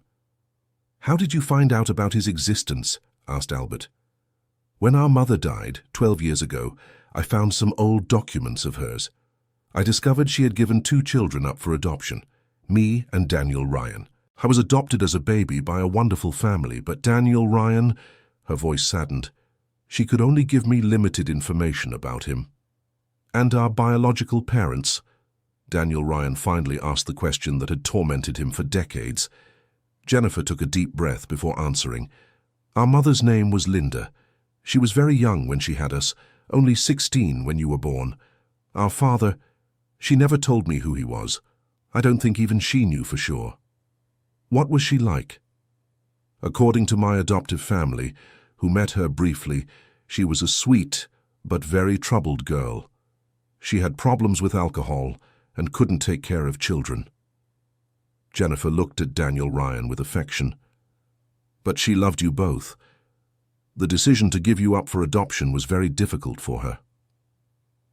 "What happened to her?" "She died young, at 35. Liver problems related to alcoholism." Jennifer held her brother's hand. "But before she died, she left me a letter for you, me. I've kept it all these years, hoping to find you." The letter from the biological mother was the most emotional moment of the meeting. Daniel Ryan read in silence, tears streaming down his face, while Mrs. Dorothy, Albert, and Jennifer waited respectfully. The letter said, "My dear Daniel Ryan, if you're reading this, it means Jennifer managed to find you. I know I have no right to ask for forgiveness for abandoning you, but I want you to know it was the hardest decision of my life. I loved you very much, but I couldn't be the mother you deserved. I hope you have found a family that truly loves you and that you are happy. You were always a special boy, very smart and affectionate. I'm sure you've become a wonderful man, your mother who never forgot you, Linda." When he finished reading, Daniel Ryan wept copiously in Mrs. Dorothy's arms, while Jennifer and Albert also became emotional. "She was right," said Daniel Ryan between sobs. "I found a family that truly loves me." The meeting with Jennifer proved to be an enriching experience for everyone. She was a balanced, affectionate person and respectful of the family Daniel Ryan had built. During the weekend they spent together, they told their respective life stories. Jennifer had been adopted by a couple of teachers in Mobile, grown up in a stable and loving family, graduated in education, and had been working at a public school for 15 years. She was married to an engineer and had 2 teenage children. "I always felt something was missing," she confessed in an intimate conversation with her brother. "My adoptive family was wonderful, but I knew I had a brother somewhere in the world, and that unsettled me. And now that you've found me, I feel my heart is complete. I don't want to disrupt your life, Daniel Ryan. I just want to be part of it, if you'll allow it." The integration of Jennifer into the extended family was surprisingly smooth. She visited Greenville once a month, and always made a point of including Mrs. Dorothy and Albert in all activities. In no time, they became adoptive grandparents to her children as well. "I never thought I'd have grandchildren at 77, laughed Mrs. Dorothy when Jennifer brought her children to see Greenville. "You never know what life has in store, right, Grandma Dorothy?" replied Sarah, Jennifer's youngest daughter, who was 14. Jennifer's arrival in the family coincided with a period of great changes for everyone. Daniel Ryan, now 30, had established himself as one of the most respected naval engineers in the region. His marriage to Amy Louise, a local doctor, was going well, and they were expecting their first child. Mrs. Dorothy, at 78, remained active with her bakery, but was beginning to feel the weight of age. Albert, at 88, had fully retired, but was still regularly consulted on mechanical issues in town. It was during one of Jennifer's visits that they received news that would bring new challenges to the family. Dr. Anthony, the lawyer who had helped them years before, came to them with information about Albert's past that had just come to light. "Albert, I have news about that old situation of yours. Remember the people you worked for decades ago?" "How could I forget?" Albert stiffened. "Why are you asking?" "Because the last leader of that group was arrested last week in Chicago. During his testimony, he mentioned your name. Albert's blood ran cold. Even after all these years, his past could still come back to haunt him." "What did he say?" "That you had valuable information about their operation, information that could incriminate other important people who were never caught." "I don't know anything that would interest the authorities now." "Maybe yes, maybe no. But they want to talk to you." Dr. Anthony hesitated before continuing. "The prosecution is willing to offer complete protection for your family in exchange for your testimony." The family fell silent, processing the implications of the proposal. After so many years of peace, the possibility of getting involved with the world of crime again, even as a witness, was frightening. "What kind of protection?" asked Daniel Ryan. "Identity change, relocation, police protection. You would have to start a new life somewhere else." "No," said Mrs. Dorothy immediately. "We are not going to abandon everything we've built here." "But if he doesn't cooperate, Albert could be considered an accomplice," explained the lawyer, "and that could bring trouble for the whole family." Albert, who had remained quiet throughout the conversation, finally spoke. "Dr. Anthony, can you arrange a meeting with this prosecutor's office? I want to know exactly what they want before making any decision." The meeting with the prosecutor's office took place a week later, at the headquarters of the district attorney's office in Mobile. Albert was accompanied by Dr. Anthony, Daniel Ryan, and Jennifer, who insisted on being present to support the family. The prosecutor, Dr. Helen Carter, explained the situation in detail. "Mr. Albert, the group you worked for was involved in much more than car theft. There was money laundering, drug trafficking, corruption of public officials. You may have crucial information to dismantle what remains of the organization." "I only transported cars. I didn't know about anything else." "Perhaps you knew more than you realized. Names of people, places, dates, details that seemed unimportant at the time may be crucial now." Daniel Ryan watched his grandfather with concern. Albert seemed to be reliving painful memories he had buried decades ago. "And if I cooperate, will my family really be safe? We guarantee full protection, but a period away from Greenville would be necessary until all arrests are made." "For how long?" "Perhaps a few months, perhaps a year. It depends on how the investigation unfolds." Albert looked at Daniel Ryan and Jennifer, seeing on their faces the worry and unconditional support. "Can I have a few days to decide?" "Of course, but we cannot wait too long. Other lives may be at risk if we take too long to act." The drive back to Greenville was silent. Each of them processed the implications of the decision they would have to make. It wasn't just about Albert's life, but about the future of the whole family. That night, gathered in the living room of the house where they had been so happy for years, they openly discussed all the options. "If you decide to cooperate, Grandpa, we support you," said Jennifer. "It could be a chance to finally close that chapter of the past forever. But we will have to leave all of this behind," pondered Mrs. Dorothy, looking around the house with sadness. "The bakery, our friends, the life we've built." "It's temporary, Mrs. Dorothy," Daniel Ryan tried to reassure her. "A few months away and then we come back home." "And if we can't come back? What if they discover our location even with protection?" Albert voiced all the fears that tormented him. "I can't put you in danger because of my past mistakes." "Grandpa," Jennifer held the hands of the man who had become her grandfather in heart. "You didn't make mistakes. You did what you could to protect your family. And now you have the chance to do the right thing and protect other families too." The conversation went on into the early hours. They analyzed every aspect of the situation, every possible consequence, every alternative. In the end, the decision was made by family consensus. "We will cooperate with the justice system," Albert announced at dawn, but with a few conditions. The next day, Dr. Anthony communicated the decision to the prosecutor's office, along with the conditions established by the family. First, they would remain together throughout the entire protection period. Second, Jennifer and her children would also be included in the protection program. Third, they would have the right to choose the city where they would stay during the period of removal. Fourth, they would receive regular updates on the investigation's progress. The prosecution accepted all conditions. In less than a week, the family was preparing to leave Greenville temporarily. The farewell to the city that had welcomed them was emotional. Neighbors, friends, co-workers, everyone came to say goodbye to the family that had earned a special place in the community's heart. "Are you coming back, right?" asked little Sarah, Jennifer's daughter, with tears in her eyes. "Yes, we are, my dear," replied Mrs. Dorothy, hugging her granddaughter. "This will always be our home." The family was relocated to a small coastal town in the interior of Bahia, a quiet little place where they could live discreetly while the investigation proceeded. The adjustment was harder this time as they didn't have the motivation of escape to drive them. It was a temporary situation imposed by circumstances. Albert began providing detailed information to the investigators. His memory, surprisingly sharp for events from decades ago, proved to be a valuable source of evidence.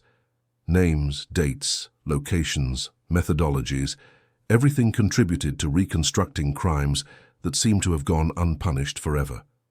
"You remember more details than you realize," commented the detective in charge of the investigation after a particularly productive session. "Your information has already led to the arrest of 3 important people. How many are left? We're on the right track. Maybe a few more weeks and we can wrap up the main operation." Meanwhile, the family tried to maintain a normal routine in the new town. Daniel Ryan found work at a small shipbuilding company. Jennifer made contacts with schools in the region for a possible transfer of the children. Mrs. Dorothy started selling sweets to supplement the family income. However, the longing for Greenville and the uncertainty about the future weighed on everyone. Albert, in particular, felt guilty for dragging the family into this situation once again. "Maybe I should have refused to cooperate," he said on an especially melancholic night. "Don't talk like that, Grandpa," replied Daniel Ryan. "You did the right thing. How many families will be protected because of your information? But look at the price we're paying. It's temporary, and we're all together. That's what matters." The strength of family unity was tested during this difficult period, but it proved unshakable. They supported each other, shared the hardships, and celebrated small daily victories. One such small victory came when Amy Louise, Daniel Ryan's wife, managed to transfer her work as a doctor to a local hospital. Her pregnancy was advanced, and the whole family was excited about the arrival of Mrs. Dorothy and Albert's first great-grandchild.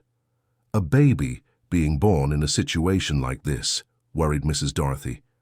"Babies are born in all kinds of situations, Grandma," reassured Amy Louise. "The important thing is that he'll be born surrounded by love." The birth of Matthew, the first great-grandchild, brought new energy and hope to the family. The baby became the center of attention and a source of joy amid the uncertainties. "Look, Albert," said Mrs. Dorothy, holding the newborn grandson, "from an orphan boy on an old raft, now we have a great-grandson in our arms. Life is full of surprises indeed." "And all the best surprises came after we found each other," replied Albert, gently touching the baby's tiny hand. When Matthew was 3 months old, the news the whole family had been waiting for finally arrived. The police operation had been successfully completed. All the people involved in the criminal scheme were either arrested or dead, and there was no longer any risk to the family's safety. "You can return home," announced Prosecutor Dr. Helen during a video conference.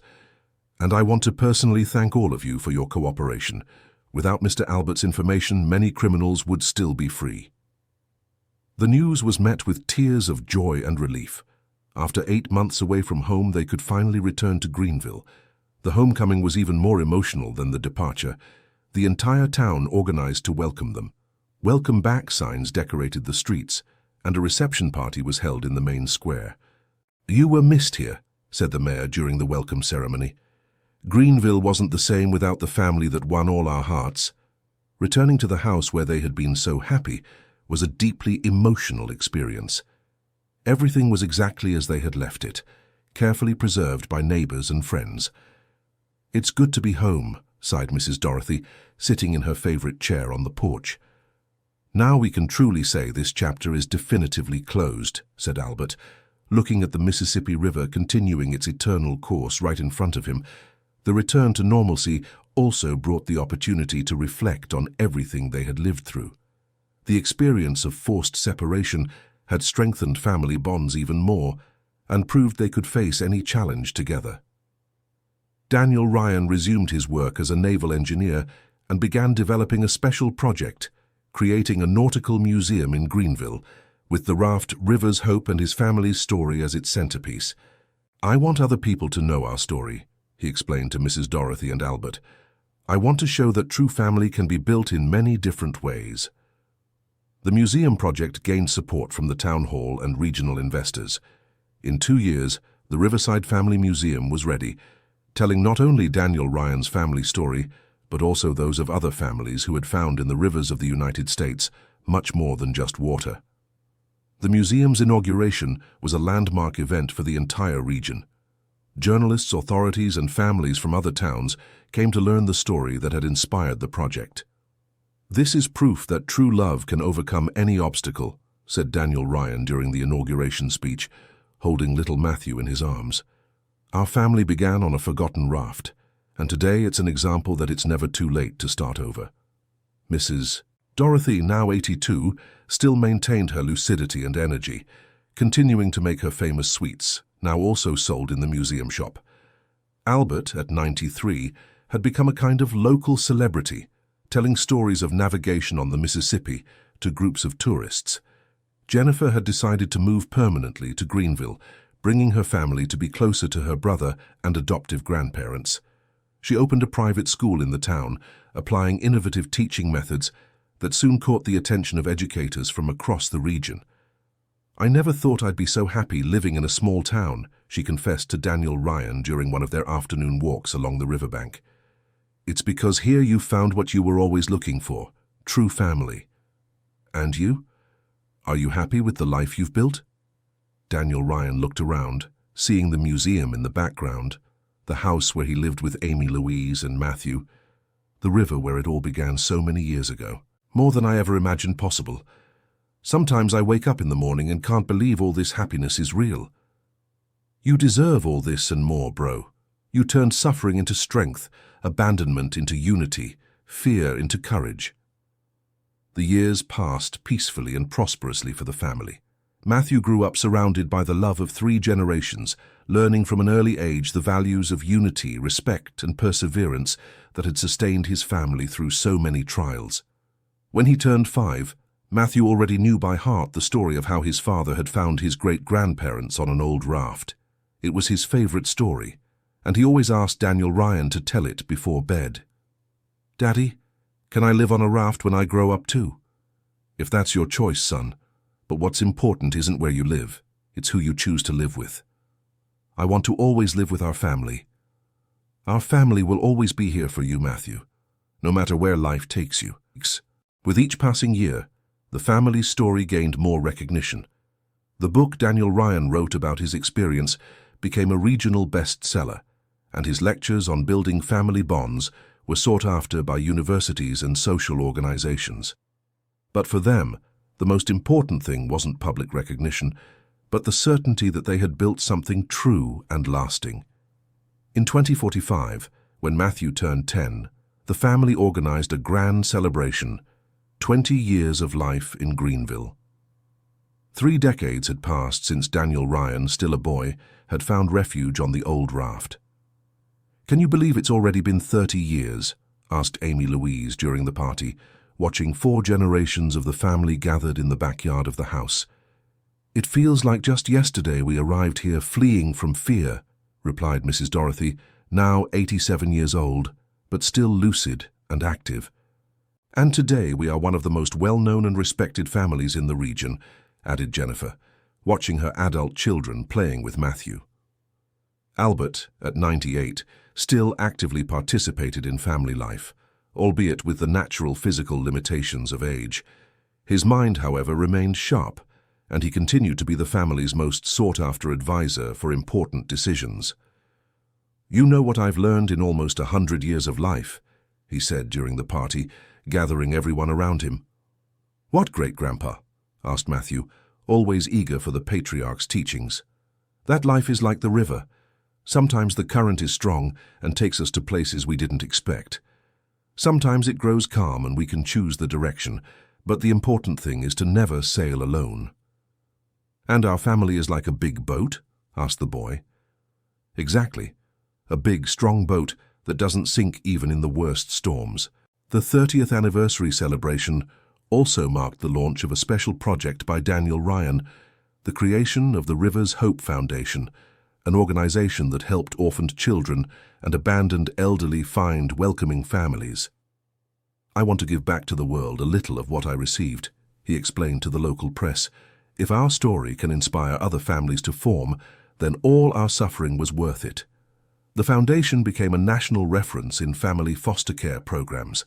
Hundreds of children and elderly found new homes through the programs developed by the organization.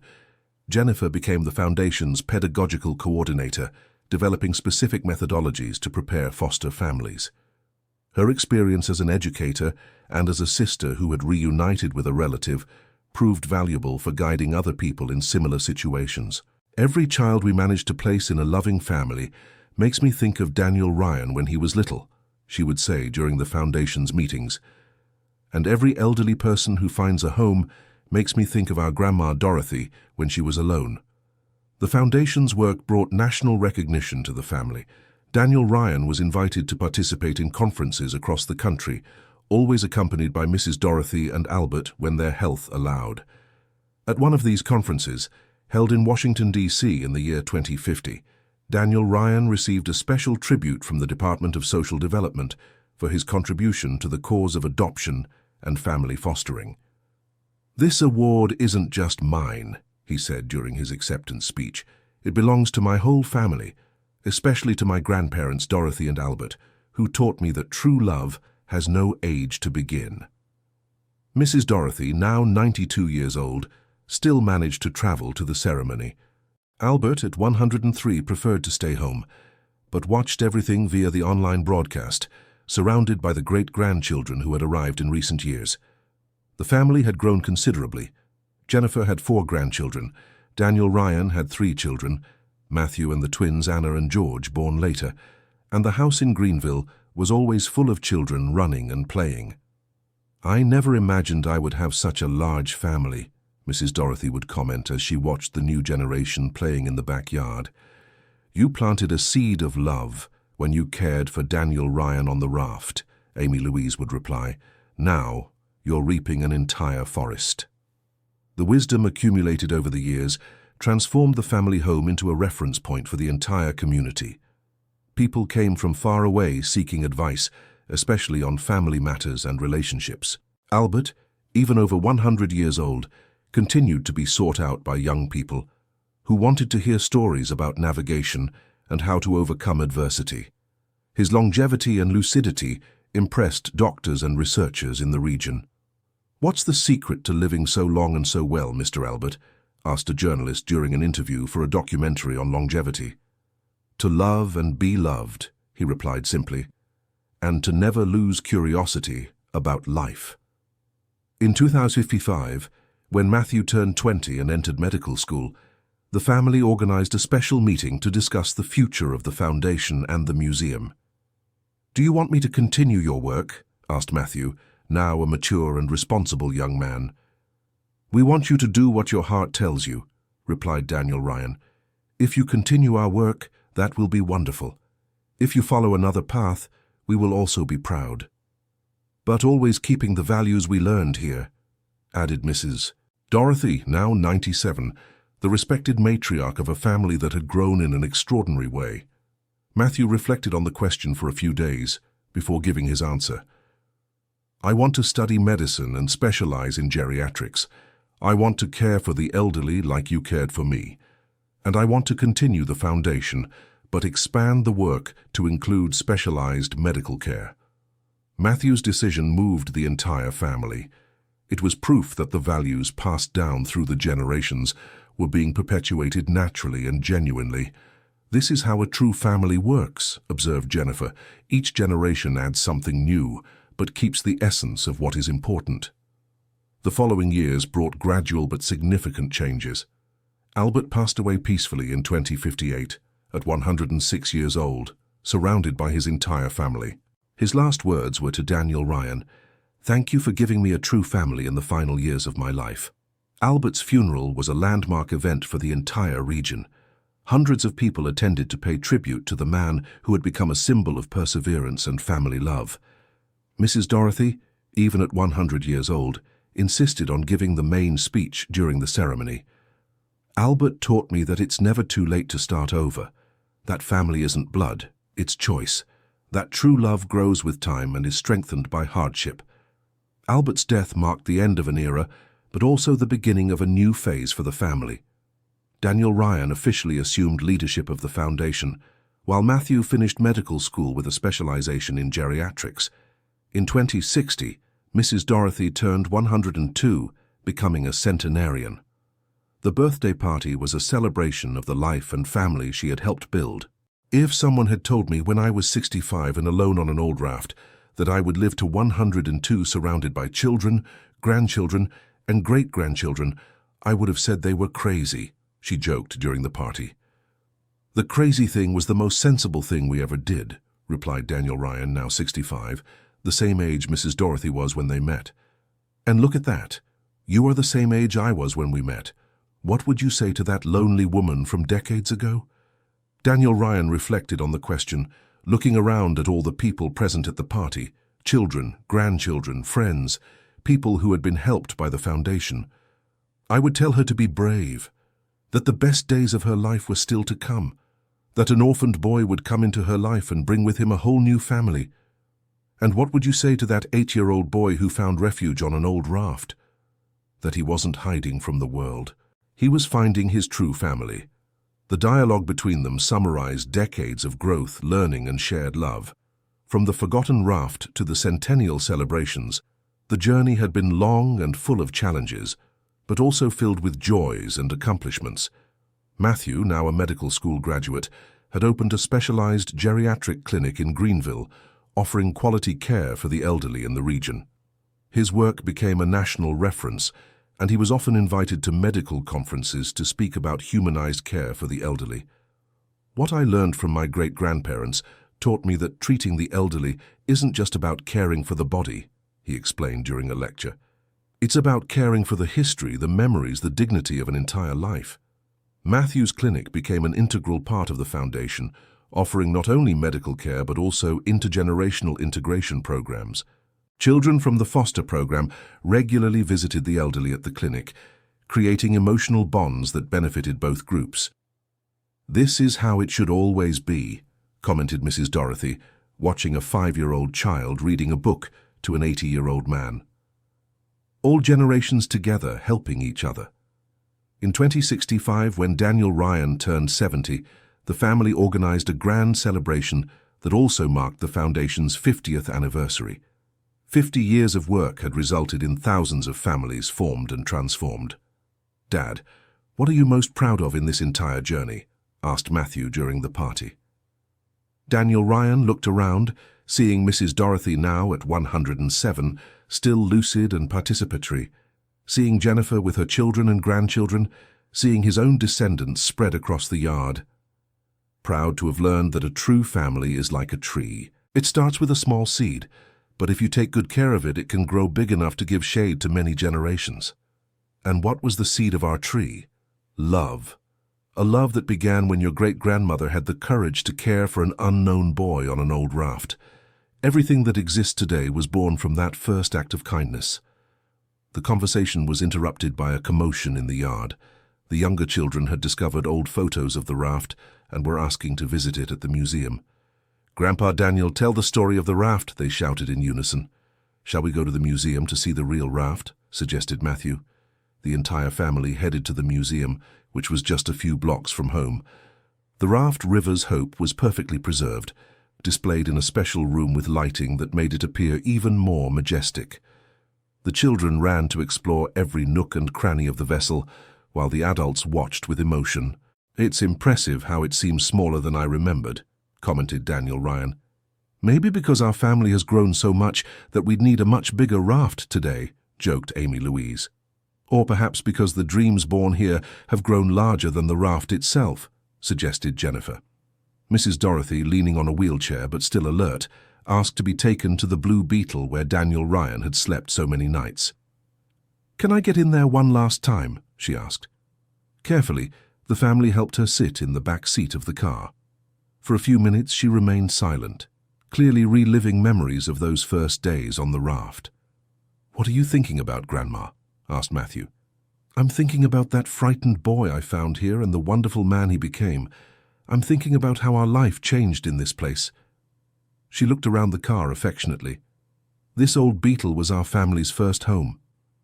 "And now we have homes spread all over the city," observed Daniel Ryan. "But this one will always be the most important. It was here that we learned to be a family." The visit to the museum became a family tradition. Every year, on Daniel Ryan's birthday, everyone gathered at the raft to remember the story and reflect on the journey traveled.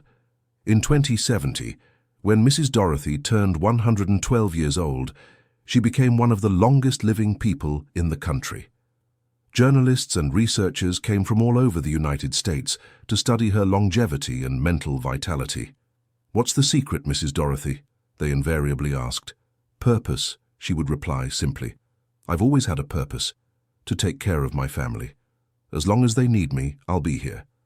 Matthew, now a nationally recognized doctor, often cited his great-grandmother in his research on healthy longevity. "My great-grandmother's longevity is scientific proof that strong family bonds are the best preventive medicine there is," he stated at medical conferences. The family story had become study material in universities, used in psychology, social work, and medical courses as an example of resilience and bond formation.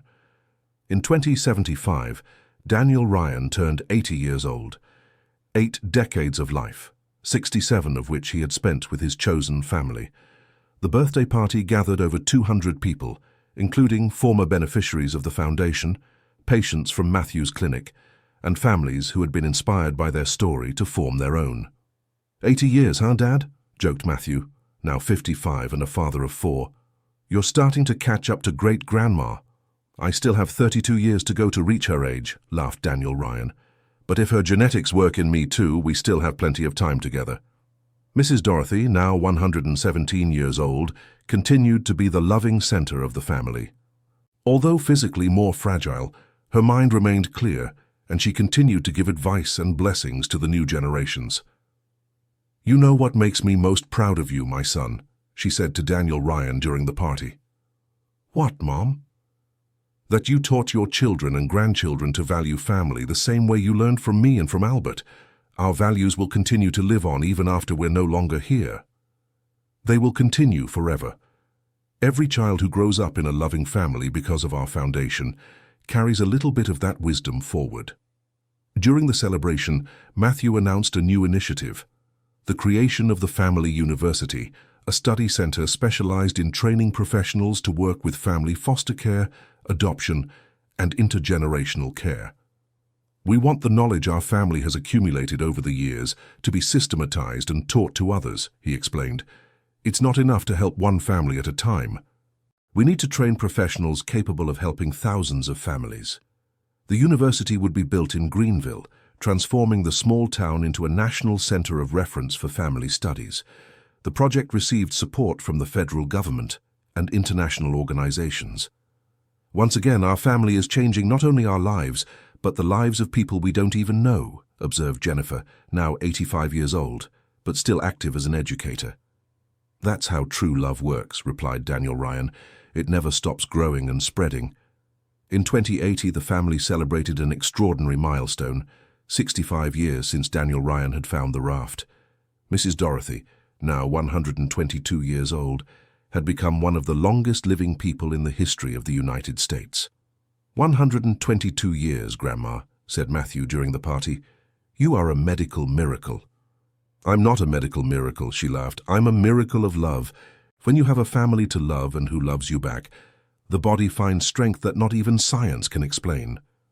Mrs. Dorothy's exceptional longevity attracted international attention. Researchers from all over the world came to study her case, trying to understand the factors that contributed to her vitality. Everyone looks for complicated explanations, Matthew would tell the researchers. But the answer is simple. She hasn't been alone a single day in the last 65 years.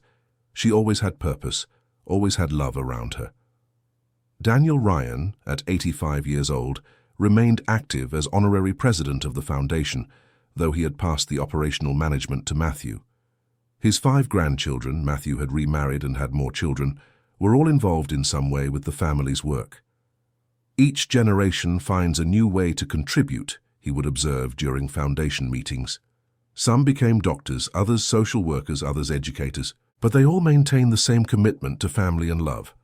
The Family University was inaugurated in 2082, with undergraduate and graduate courses in family studies, gerontology, foster care psychology, and other related fields. Students from all over the world came to Greenville to study. Who would have thought a small inland town would become a world reference in family studies, commented the mayor during the inauguration. It's because a family was born here that proved true love can overcome any obstacle, replied Daniel Ryan during his speech at the ceremony. Mrs. Dorothy, even at 124 years old, insisted on participating in the university's inauguration. She was brought in a special chair to the stage, where she received the title of Dr. Honoris Causa in Family Studies. This honor is not mine, she said, with a voice still firm before an international audience. It belongs to all the mothers, grandmothers, aunts, godmothers who choose to love a child not born from their womb. It belongs to all the children who choose to care for elderly parents, even when society says to put them in a nursing home. Mrs. Dorothy's speech was applauded for 10 minutes straight. At 124 years old, she had become a worldwide symbol of family wisdom. In 2085, Daniel Ryan turned 90. The party was broadcast live on national television, as his story had become an inspiration for millions of people. 90 years, 70 of which were lived in a family, he said during the main interview. If I could go back in time and talk to that 8-year-old boy on the raft, I would say, hold on tight because the best days of your life are still to come. And for the children watching now who feel as alone as you felt, asked the journalist, that they don't lose hope, that they keep their hearts open to love. True family can appear in any form, anywhere, at any age. The important thing is to recognize it when it arrives. Mrs. Dorothy, now 127 years old, was still consulted on all important family and foundation decisions. Her accumulated wisdom was considered a living treasure by the family and the community. Mother, what is the most important advice you can give to the future generations of our family? Asked Daniel Ryan during an intimate conversation at the end of 2087. That they never forget where we came from, that they never be ashamed of having started on an old raft, that they always be proud to be a family that chose to form through love, not blood. And what else? That they continue to take care of each other, that they don't let success or fame change who they are deep down, that they always remember our true wealth is not in what we possess, but in the love we share. In January 2090, Mrs. Dorothy turned 130, setting a new world longevity record. The party was an international event, with representatives from various countries coming to honor her. 130 years, Grandma, said Matthew, now 75, and a great-grandfather to 6 children. You are a monument to life. I'm not a monument, my son. I'm just a woman who was very lucky to find a family to love. Her voice was weaker, but still full of affection. And who had the even greater luck of being loved back? The celebration of Mrs. Dorothy's 130th birthday was also a reflection on the family's legacy. 75 years after the meeting on the raft, they had impacted the lives of hundreds of thousands of people through the foundation, the museum, the university, and specialized medical care. How many families do you think were formed or strengthened because of your example? asked an international journalist. "We don't know, and the number doesn't matter," replied Daniel Ryan, now 95. "What matters is that each of those families learned that true love has no limitations. In 2092, extraordinary events marked the family. Daniel Ryan turned 97, Mrs. Dorothy reached 132, and Matthew officially assumed the presidency of the foundation at 77. Even more significant was the birth of Mrs. Dorothy and Albert's first great-great-grandchild through Matthew's lineage. The baby was named Daniel Matthew, honoring the family's patriarchs. 6 generations, murmured Mrs. Dorothy as she held the baby in her arms. From an orphan boy on an old raft to 6 generations of a united family. If that's not a miracle of love, I don't know what is. The photo of Mrs. Dorothy holding her great-great-grandchild became one of the most moving images of the year, published in newspapers worldwide as a symbol of the continuity of life and family love. In 2095, Daniel Ryan turned 100. The centennial celebration was a tribute not only to his life, but to the entire family legacy that had begun on a forgotten raft. 100 years, he reflected during the main speech, of which only 8 were of loneliness. 92 years of family, of love, of purpose. What an extraordinary privilege my life has been. Mrs. Dorothy, now 135, still managed to attend the party, though she already required constant medical care. Her presence lit up the room, and everyone present felt honored to be in the company of a person of such profound wisdom. "Mom," said Daniel Ryan, holding her hand during the celebration, "thank you for believing that an orphan boy could become family. Thank you, my son, for teaching me that it's never too late to start over. For giving me the most wonderful family a woman could dream of." In December 2095, what the whole family knew would one day come happened, but for which no one was truly prepared. Mrs. Dorothy passed away peacefully in her sleep at the age of 135. She departed surrounded by family, in the home where she had been happy for so many decades, with the sound of the Mississippi River in the background and the affection of 6 generations around her. Her last words were for Daniel Ryan: "Take good care of each other. The family we built together is the greatest treasure there is." Mrs. Dorothy's funeral was a national event. The President of the Republic declared an official 3-day mourning period in honor of the woman who had become a symbol of the American family.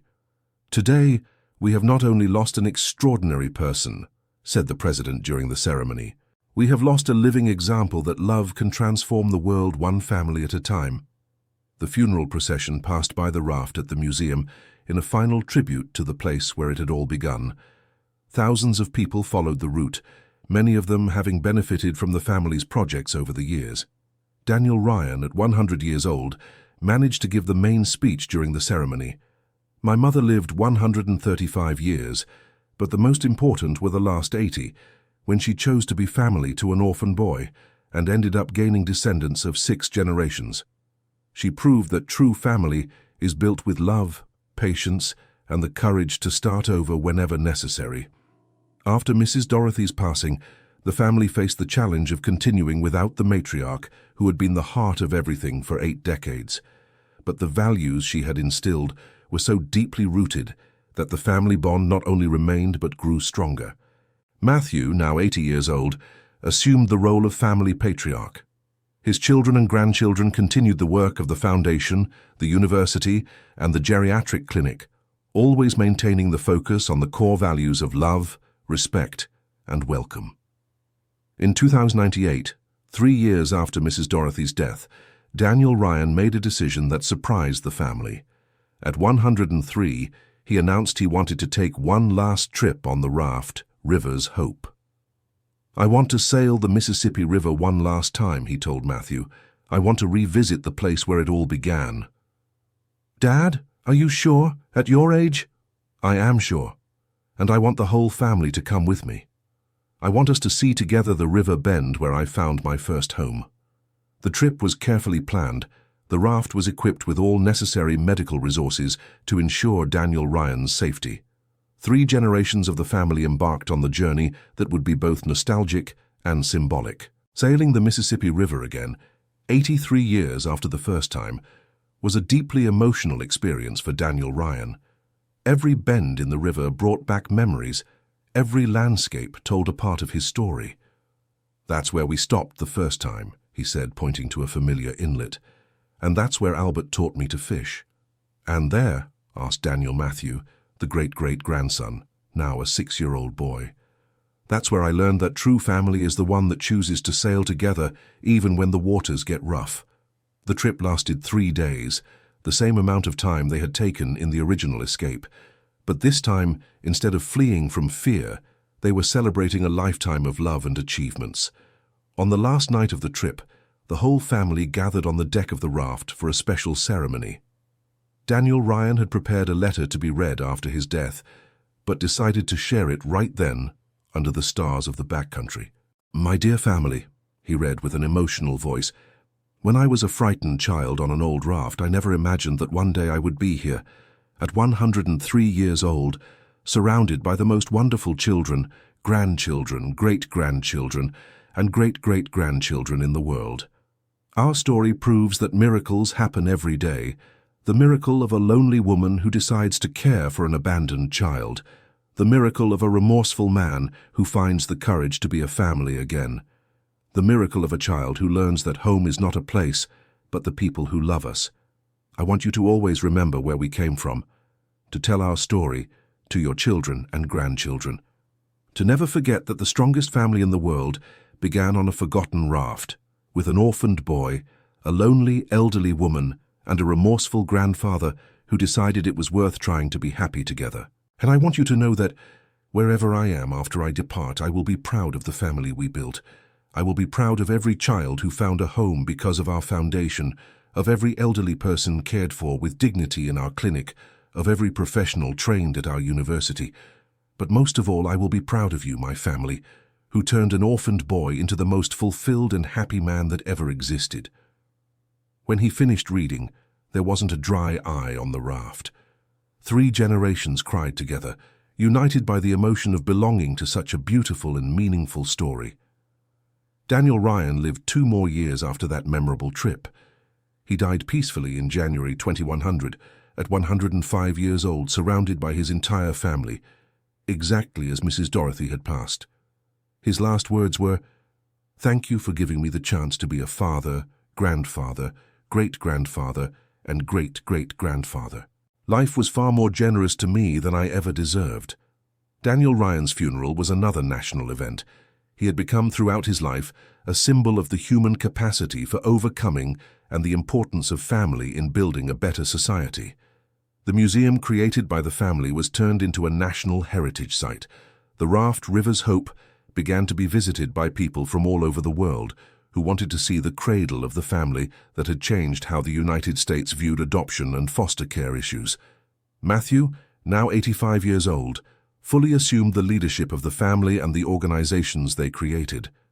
Under his management, the River's Hope Foundation expanded internationally, taking the American model of family foster care to other countries. The Family University became a global reference, training professionals who carried the family's values to every continent. Matthew's geriatric clinic became a model for humane elderly care worldwide. In 2105, 5 years after Daniel Ryan's death, the family organized a grand celebration, 90 years since the first arrival at the raft. The event gathered thousands of people whose lives had been touched in some way by the family's story. 90 years ago, said Matthew during the main speech, an orphaned boy found an old raft and thought he was just looking for a place to sleep. In truth, he was finding the cradle of the most beautiful family that ever existed. Today, our family includes not only the direct descendants of Daniel Ryan, but all the thousands of families that formed inspired by our story. Everyone who learned that true family is chosen with the heart is our kin, and our raft, which began forgotten in a corner of the Mississippi River, is now visited by people from 100 different countries. Because the story of true love has no borders. The celebration of the 90th anniversary also marked the launch of a special project, the creation of an international documentary about the family, produced in partnership with television networks from several countries. The documentary, The Raft of Hope, became a worldwide phenomenon, translated into 50 languages and inspiring family-strengthening movements on every continent. In 2110, when Matthew turned 90, he announced his decision to pass the family leadership to the next generation. But with a surprise, instead of choosing just one successor, he created a family council with representatives from all generations. "Our family has grown so large, it can no longer be led by just one person," he explained. "We need a system that includes the wisdom of the elders and the energy of the young." The family council became a governance model that other families and organizations began to copy. It was a democratic and respectful way to make decisions affecting multiple generations. In 2115, the family celebrated an extraordinary milestone, 100 years since the first arrival at the Raft. The centennial was commemorated with a full year of events, including international conferences, art exhibitions and book launches about the family. 100 years of a story that began with 3 people abandoned on an old raft and now influences the lives of millions of people around the world, summarized Daniel Matthew, the great-great-grandson, now 23, and a recent graduate in family psychology. And the most amazing thing is that our story isn't over. Every day our family continues to grow. We continue helping other families form. We continue proving that true love has no limits. The centennial was also marked by the inauguration of the family's largest project, an international complex in Greenville that included the expanded university, a state-of-the-art geriatric hospital, a research center on family and longevity, and an institute for training public policy professionals in foster care. From a forgotten raft to a complex that will train professionals for the entire world, observed Jennifer, granddaughter of the original Jennifer, now the international director of the foundation. It's proof that when we plant seeds of love, we harvest forests of happiness. As the years passed, new generations of the family continued to be born and raised with the values passed down by the patriarchs. Every child heard the story of the raft from a young age. Every young person participated in family projects. Every adult contributed in some way to the continuation of the legacy. In 2120, when the family celebrated 105 years of history, they had become one of the world's most influential families in the area of family policy. Their projects existed in more than 80 countries, and the family university had campuses in 20 different nations.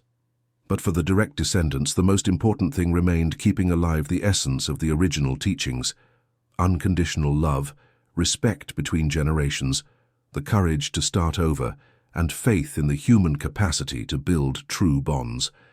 "Our ancestors left us the greatest treasure possible," said Daniel Matthew Jr., son of the great-great-grandson, now 20, during an interview for a documentary about family centenarians. "They left us the certainty that a true family is indestructible when it's built on genuine love, and our responsibility is to pass that certainty forward so that other people have the courage to form their own families, even when circumstances seem impossible." In 2125, 110 years after the meeting on the raft, the family organized a special celebration, a grand navigation along the Mississippi River with replicas of the original raft, carrying hundreds of descendants and friends to revisit the historical sites of the family journey. The journey lasted 1 week and included stops at all significant points in the history: the spot where the raft was originally stranded, the cove where they spent their first night sailing, the arrival in Greenville, and other important landmarks. "It's moving to be here, on the same river where it all began," said Hope, great-granddaughter of Daniel Ryan, now 50 years old and director of the family museum. "It's as if we could feel the presence of our ancestors in the waters." "They are here with us," replied Matthew Neto, great-grandson of Matthew, 40 years old and current president of the foundation. "Every time we help a family form, every time an elderly person is treated with dignity, every time a child finds a loving home, they are present through our actions." During the journey, thousands of flowers were cast into the river in honor of Daniel Ryan, Mrs. Dorothy, and Albert. Each flower represented a life that had been touched by the family's story over more than a century. 110 years ago, said the current family patriarch, Matthew great-grandson, 35 years old, 3 lonely people met on an old raft and decided it was worth trying to be happy together. Today, their courageous choices have resulted in a family of thousands of people spread across the entire world. And the most beautiful part is that our story has no end. Every day a new child is born into our family. Every day a new professional graduates from our university. Every day a new family is formed, inspired by our example. We are living proof that true love is the most powerful force in the universe. That one courageous decision to love can change not only our lives but the entire world. The speech echoed over the waters of the Mississippi River, the same river that had witnessed the birth of one of the most beautiful family stories ever lived. And in the waters that continued their eternal course, the flowers cast by the family floated like messages of love for the future generations who would continue the story. Because some stories have no end, they just keep expanding generation after generation, spreading love and hope wherever they go. And so, on a golden afternoon in 2125, as the replica of the raft River's Hope sailed on the serene waters of the Mississippi, 7 generations of the world's most unlikely family embraced under the same sky where it had all begun, knowing that the love story that started on a forgotten raft would continue echoing through eternity. End of story. Now tell us what you thought of the story and where you are watching from. If you have something to share with us, leave it in the comments with sincere words. Do you believe that true family is the one that chooses to stay together even in difficulties? We would love to read your opinion.